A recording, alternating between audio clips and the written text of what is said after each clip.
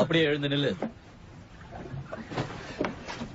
Elizabeth, உனக்கு ஒன்னும் ஆகலையே? நான் நல்லா இருக்கேன்.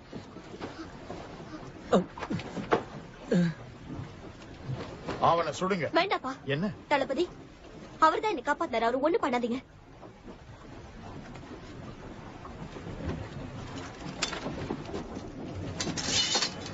அவளை காப்பாத்தினதுக்கு ரொம்ப நன்றி.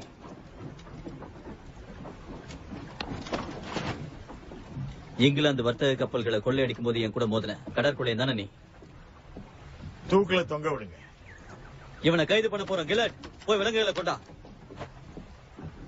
ஓஹோ, ஜாக் ஸ்பேரோ தானே நீ?